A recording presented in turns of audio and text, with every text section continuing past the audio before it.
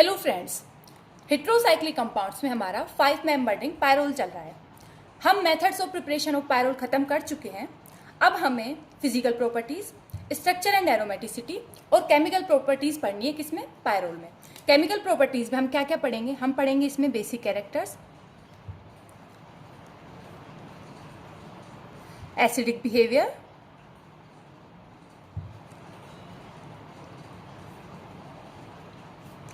इसके साथ electrophilic, substitution reaction, reduction और ऑक्सीडेशन। ठीक है, अब देखो पायरोल में अब सबसे पहले हम क्या स्टार्ट कर रहे हैं? Physical properties. फिजिकल प्रॉपर्टीज किसकी?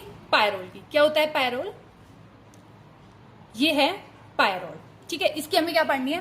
फिजिकल प्रॉपर्टीज पढ़नी है। देखो, ये कलरलेस लिक्विड होता है। लिक्विड होता है, कलरलेस होता है जब ये इसकी प्योर स्टेट में होता है। जैसे ही ये एयर के कांटेक्ट में आता है, इसका कलर कैसा हो जाता है? ब्लैक ब्राउन हो जाता है।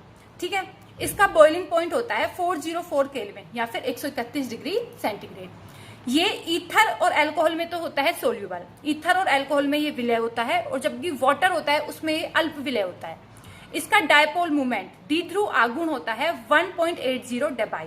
ठीक है, ये 5 मेंबर्ड एरोमेटिक हेट्रोसाइक्लिक कंपाउंड है, ये तो हम सब जानते ही है ना। ठीक है, अब हम पढ़ेंगे structure and aromaticity of pyrrole. Pyrrole की संरचना एवं एरोमेटिकता। ठीक है, देखो पायरोल कैसा होता है? प्लेनर होता है, पेंटागोनल होता है। पेंटागोनल मतलब पंचकोणीय होता है। देखो, ये तो स्ट्रक्चर से पता चल रहा है पेंटागोनल है। इसका मोलिक्यूलर फॉर्मूला क्या होता है? C4H5N। कार्बन 4 कार्बन है, एक नाइट्रोजन है, और हर एक कार्बन पर क्या लगा हुआ? एक हाइड्रोजन, और नाइट्रोजन पर भी एक हाइड्रोजन। तो इसका मोलिक्यूलर फॉर्मूला क्या है? C4H5N। अब देखो हम पायरोल को ऐसे लिखें,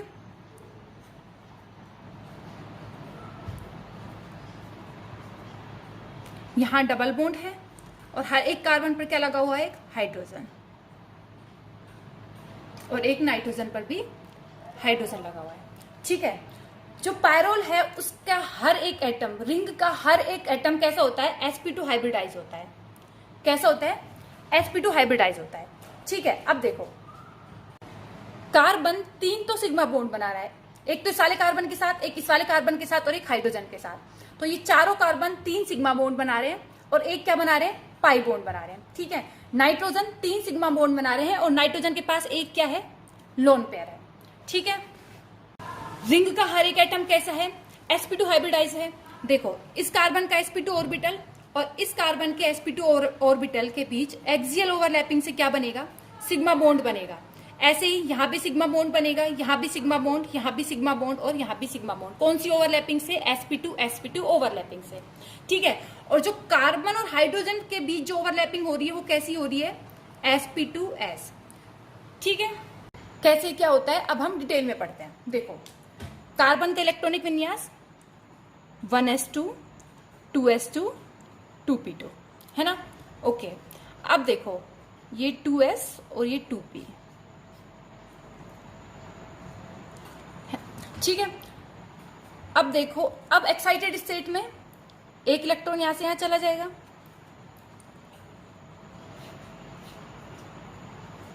ये 2s और 2p ऐसे होगा। एक बात बताओ, बॉन्ड तो अनपेयर्ड इलेक्ट्रॉन ही बना सकते हैं, पेयर्ड तो बनाएगा नहीं। यदि हम यहां की बात करें तो अनपेयर्ड इलेक्ट्रॉन कितने हैं? 2 हैं। इसका मतलब कार्बन 2 बॉन्ड बना सकता है, लेकिन कार्बन तो 3 सिग्मा बॉन्ड बना रहा है ना। तो हमने क्या लिखी? इसकी एक्साइटेड स्टेट लिखी। अब हम इसका क्या करेंगे? हाइब्रिडाइजेशन करेंगे। कौन सा हाइब्रिडाइजेशन करें? एक बात हमेशा ध्यान रखना, hybrid orbital always form sigma bond.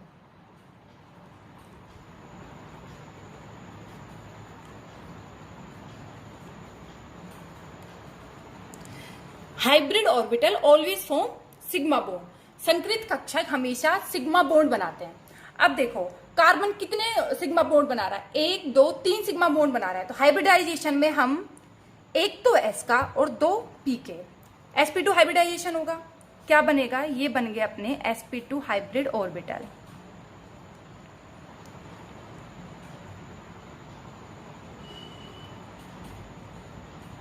ठीक है, कितने बॉन्ड बनेगा, 1 2 3, 3 बॉन्ड बनेंगे। अब हम बात करते हैं नाइट्रोजन की। नाइट्रोजन का इलेक्ट्रॉनिक विन्यास 1s2 2s2 2p3।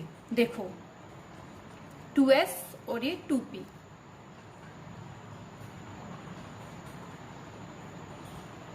यदि हम एक्साइटेड स्टेट की बात करें तो एक इलेक्ट्रॉन यहां से यहां चला जाएगा।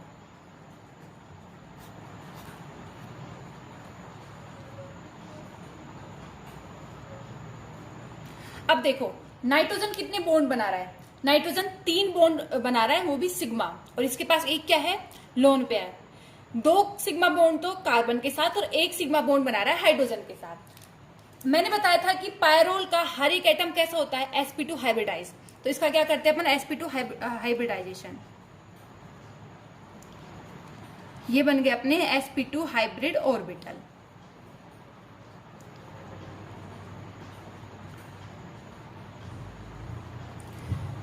Hybrid orbital always form sigma bond. कितने सिग्मा बॉन्ड बनाएगा नाइट्रोजन, 1 2 3 सिग्मा बॉन्ड बनाएगा। और इसके पास एक क्या है, लोन पेयर है, जो किसमें है, अनहाइब्रिड 2p ऑर्बिटल में। किसमें, अनहाइब्रिड 2p ऑर्बिटल में क्या है, एक लोन पेयर है। अब देखो कार्बन के पास एक इलेक्ट्रॉन किसमें है, अनहाइब्रिड p ऑर्बिटल में, असंकृत p कक्षक में। इस वाले ऑर्बिटल ने हाइब्रिडाइजेशन में पार्टिसिपेट थोड़ा ना किया है, ये क्या है, अनहाइब्रिड p ऑर्बिटल। और जो p ऑर्बिटल होता है वो कैसे होता है, प्लेन के परपेंडिकुलर होता है। ऐसे ही नाइट्रोजन के अनहाइब्रिड 2p ऑर्बिटल में क्या है, एक पेयर ऑफ इलेक्ट्रॉन है। तो ये बात तो हम और आगे करेंगे। अब देखो हमने सिग्मा बॉन्ड की तो बात कर ली कि कार्बन के जो sp2 हाइब्रिड ऑर्बिटल हैं वो सिग्मा बॉन्ड बनाते हैं। जैसे हम इस वाले कार्बन की बात करें तो इस वाले कार्बन का sp2 ऑर्बिटल और इस वाले कार्बन का sp2 हाइब्रिड ऑर्बिटल, इन दोनों के बीच क्या होगी, एक्सियल ओवरलैपिंग होगी और सिग्मा बॉन्ड बनेगा। ऐसे ही इस वाले कार्बन, ये वाला जो कार्बन है, एक बॉन्ड किसके साथ बना रहा है, हाइड्रोजन के साथ। इस वाले कार्बन का तो sp2 ऑर्बिटल और इस वाले कार्बन का 1s, इनके बीच क्या होगी, ओवरलैपिंग होगी और कार्बन और हाइड्रोजन बॉन्ड बनेगा, है ना। ऐसे ही ये वाला कार्बन एक बॉन्ड इस वाले कार्बन के साथ बना रहा है। अब नाइट्रोजन की बात करें तो ये एक बॉन्ड इस वाले कार्बन के साथ, एक बॉन्ड इस वाले कार्बन के साथ और एक बॉन्ड हाइड्रोजन के साथ बना रही है। ठीक है, अब देखो ये वाला कार्बन देखो sp2 हाइब्रिडाइज है, ऐसी होगी शेप। देखो बॉन्ड एंगल कितना होगा, 120 डिग्री होगा। अब ये मानो कि ये वाला जो कार्बन है ना वो यहां पर है। अब ये एक बॉन्ड तो किसके साथ बना रहा है, कार्बन के साथ। इस कार्बन के sp2 हाइब्रिड ऑर्बिटल के साथ क्या हो रही है, इसकी ओवरलैपिंग इधर तो। और एक बॉन्ड जो बना रहा है सिग्मा बॉन्ड किसके साथ बना रहा है, इस वाले कार्बन के साथ, और इधर होगी एक ओवरलैपिंग sp2 और यहाँ पे होगी sp2s इधर की साइड। यहाँ पे हाइड्रोजन के 1s ऑर्बिटल के साथ क्या बनाएगा, सिग्मा बॉन्ड बनाएगा। अब इधर देखो कार्बन के पास क्या है, एक अनहाइब्रिड p ऑर्बिटल में एक इलेक्ट्रॉन है।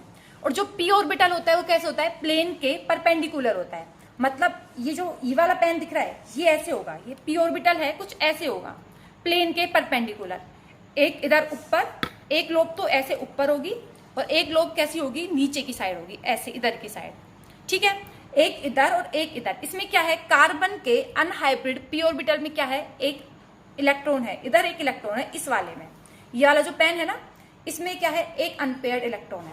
ठीक है, अब है ना ऐसे मानो कि इधर ये वाला कार्बन है ना, इसको मानो इधर की साइड है ये कार्बन, इधर की साइड। ठीक है, देखो इस वाले कार्बन का जो अनहाइब्रिड p ऑर्बिटल है वो ऐसे है, इस वाले प्लेन के परपेंडिकुलर। ऐसे ही इस वाले कार्बन का भी होगा अनहाइब्रिड p ऑर्बिटल, वो कैसे होगा, प्लेन के परपेंडिकुलर ही होगा। इसमें भी एक इलेक्ट्रॉन है, इसमें भी एक इलेक्ट्रॉन है। इन दोनों के बीच क्या होगी, लेटरल ओवरलैपिंग, समपार्श्वीय अतिव्यापन। और इनके समपार्श्वीय अतिव्यापन से क्या बनेगा, यहाँ पर पाई बॉन्ड बन जाएगा। ऐसे ही इस वाले कार्बन के पास भी क्या है, एक अनपेयर्ड इलेक्ट्रॉन है, किसमें, अनहाइब्रिड p ऑर्बिटल में, वो भी प्लेन के परपेंडिकुलर होगा। ये वाले कार्बन के पास भी जो अनहाइब्रिड p ऑर्बिटल है वो भी प्लेन के परपेंडिकुलर होगा। इनके बीच क्या होगी, लेटरल ओवरलैपिंग होगी। समपार्श्वीय अतिव्यापन से क्या बनेगा, पाई बॉन्ड बनेगा। ठीक है, और नाइट्रोजन के पास देखो, नाइट्रोजन के पास जो अनहाइब्रिड 2p ऑर्बिटल है उसमें लोन पेयर है, 2 इलेक्ट्रॉन है ना। ओके, अब मैं इसका ऑर्बिटल डायग्राम बनाऊंगी, उसमें आप बताना कैसे क्या होगा। ठीक है, अब देखो पायरोल का ऑर्बिटल डायग्राम। देखो 5 मेंबर रिंग है, साइक्लिक है और हर एक एटम के पास क्या है, एक अनहाइब्रिड p ऑर्बिटल है। कार्बन के जो अनहाइब्रिड पी ऑर्बिटल में एक इलेक्ट्रॉन है, इन चारों में क्या क्या है, एक इलेक्ट्रॉन है। और जो नाइट्रोजन है उसके अनहाइब्रिड ऑर्बिटल में कितने इलेक्ट्रॉन है, 2 इलेक्ट्रॉन है, लोन पेयर है। ठीक है, अब कैसे बनाना है ऑर्बिटल डायग्राम, देखो ये जो पी ऑर्बिटल की शेप है, ये इसका एक लोब तो क्या होता है, अबोव द प्लेन, ये जैसे अबोव द प्लेन है, एक क्या होता है, बिलो द प्लेन होता है। अब आपको क्या करना है, ऐसे करना है, कैसे डायग्राम बनाना है इसका,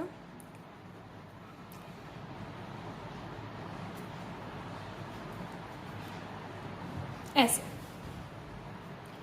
ठीक है, जो ऊपर वाली जो लोब है उसको कनेक्ट करना है ऐसे, और जो नीचे वाली लोब है उसको ऐसे।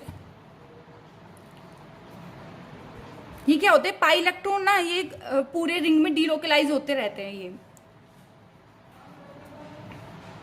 ऐसे। अब बताओ कि टोटल पाई इलेक्ट्रॉन कितने हैं, टोटल पाई इलेक्ट्रॉन कितने हैं, देखो 1 2 3 4 और 2, ये 6।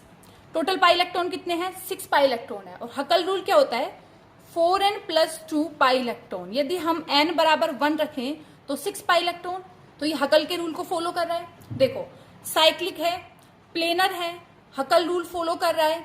और जो ये इलेक्ट्रॉन है ना, वो क्या है, पूरी रिंग में डीलोकलाइज होते हैं। अभी हम रेजोनेटिंग स्ट्रक्चर बनाएंगे तब देखना।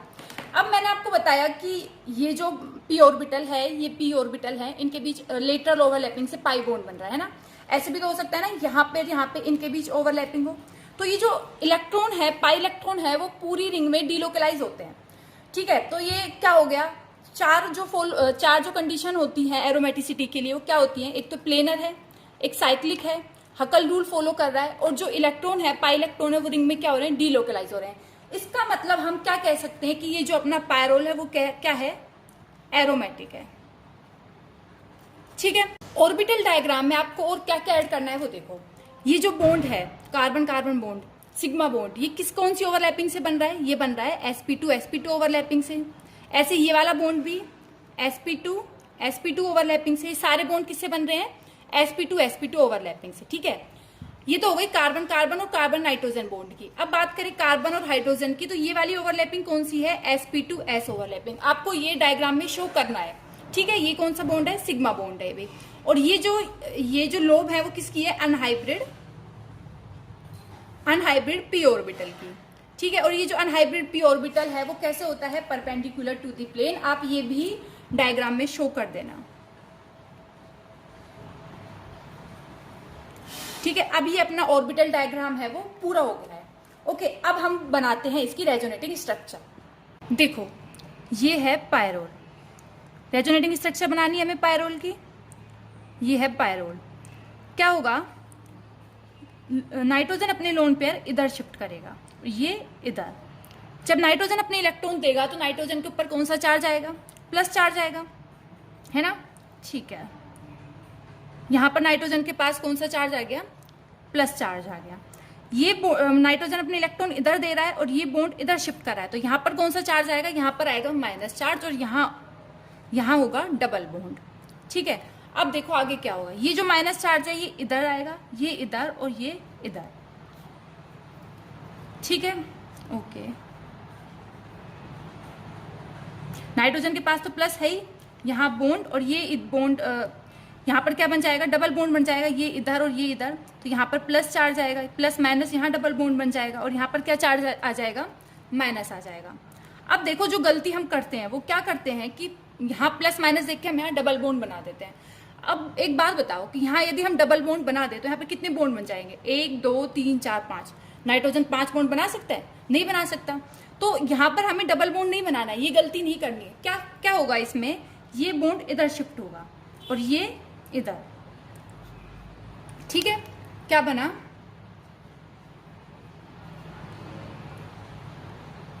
ये बॉन्ड इधर शिफ्ट हुआ, ये बॉन्ड इधर हुआ। अब देखो यहां तो डबल बॉन्ड बन जाएगा, ये इधर शिफ्ट हो गया और ये वापस से इधर हो गया, तो नाइट्रोजन के पास तो प्लस ही रहेगा, और यहाँ पर कौन सा चार्ज आ जाएगा, माइनस आ जाएगा, और यहाँ डबल बॉन्ड। नहीं यही बात समझ में, देखो ये जो इलेक्ट्रॉन है वो इधर आ गए, तो यहाँ पर तो डबल बॉन्ड बन गया, लेकिन ये वापस इधर भी तो चले गए। तो नाइट्रोजन के पास तो वैसी कंडीशन है जैसी पहली थी, इधर से आया इधर से गया, तो नाइट्रोजन के पास तो क्या चार्ज रहेगा, प्लस ही रहेगा। और यहाँ पर इलेक्ट्रॉन इधर जा रहे हैं तो यहाँ पर क्या चार्ज आ गया, माइनस चार्ज आ गया। ठीक है। अब देखो आगे, ये इधर और ये इधर, ठीक है, क्या बना देखो, NH, नाइट्रोजन के पास तो प्लस है ही, यहाँ पर बॉन्ड बना हुआ है। अब देखो ये इधर और ये इधर से करने से क्या होगा, यहाँ पर डबल बॉन्ड बन जाएगा इधर की साइड, और यहाँ पर कौन सा चार्ज आ जाएगा, माइनस चार्ज आ जाएगा। देखो ये इधर की साइड इधर शिफ्ट होगा और ये इधर होगा, है ना। तो अब क्या होगा,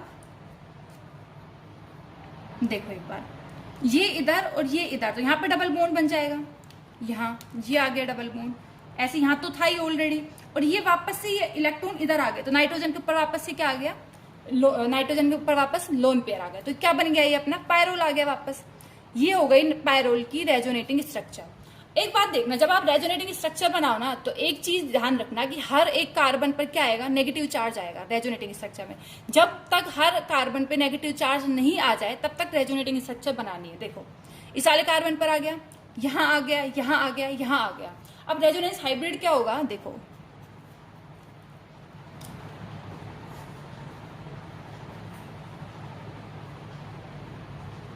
नाइट्रोजन के ऊपर क्या है, प्लस चार्ज आ रहा है, और पूरे रेजोनेटिंग स्ट्रक्चर में पूरी रिंग में यहाँ पर कौन से चार्ज आ रहे हैं, माइनस चार्ज आ रहे हैं, है ना, डेल्टा माइनस डेल्टा माइनस। ये है रेजोनेंस हाइब्रिड।